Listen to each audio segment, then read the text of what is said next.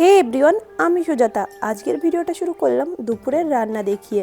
আজকে বানিয়েছি পুরি, পনিরের সবজি, আর তার সাথে সাদা ভাত, আর তার সাথে আছে স্যালাড। বড্ড খিদে পেয়ে গেছে, চলো ঝটাপট খাওয়া দাওয়া করে নিই। আর তোমাদেরকে তো বলাই হয়নি, আজ আমাদের বাড়িতে আমার ননদ এসছে। সবাই মিলে একসাথে খেতে বসে গেলাম।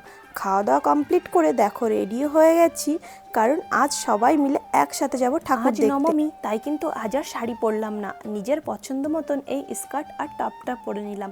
আর জানো তো, আমি এই স্কার্ট আর টপটা বৃন্দাবন যাওয়ার জন্য কিনে রেখেছিলাম, কিন্তু দুর্ভাগ্যবশত বৃন্দাবন আমাদের এখনও যাওয়া হয়ে ওঠেনি। জানি না কেন, আমাদের যখনই যাওয়ার প্ল্যান হয় তখনই প্ল্যানটা ভেস্তে যায়। যাই হোক, রেডি হয়ে চলে এসেছি আমার ওই জায়ের বাড়িতে। ওই জাটাও এখনও ঠাকুর দেখতে যায়নি, পুচকি মেয়েটাকে নিয়ে একা একা যাবে, তাই আমাকে বলেছিল আসতে।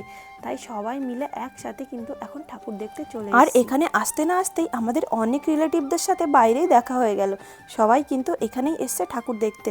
এখন কিন্তু ভেতরে চলে এসেছি মায়ের দর্শন করতে। দেখো, ভেতরেও এসে কিন্তু দেখলাম বড় পিউ শাশুড়ি দাঁড়িয়ে আছে। একটু কথা বলে নিলাম, তারপর এদিকে মাকে প্রণাম করছি। মাকে দেখলে সত্যি মনটা ভরে যায়। আর আমার দুষ্টু মেয়েটা দেখো, বাইরে থেকে ভেতরেই আসবে না, বাইরে ওই যে ওর খেলার সাথী পেয়ে গেছে, ছোট পুচকে পাচকে খুদে বন্ধুরা সবাইকে নিয়ে বাইরে খেলা করছিল, ভেতরে আসতে চাইছিল না। আমি একটু জোর করে ধরে নিয়ে এলাম। তারপর এখানে আমরা সবাই মিলে কিন্তু গল্প করছি। সবাই আমাদের একই সমবয়সী বলতে পারো, তাই একটু নিজেদের মধ্যে কথা বলা বলি করছিলাম। তারপর বেশ অনেকটাই রাত করে আমরা কিন্তু আবারও আমার ওই জায়ের বাড়িতে চলে আসি, কারণ যা আগে থেকেই আমাদের জন্য ভেজ বিরিয়ানি বানিয়ে রেখে গেছিল। আর সত্যি বলতে বিরিয়ানিটা দুর্দান্ত স্বাদ হয়েছিল। যাই হোক, ভিডিওটা দেখে তোমাদের কেমন লাগলো অবশ্যই কিন্তু কমেন্টে জানিও।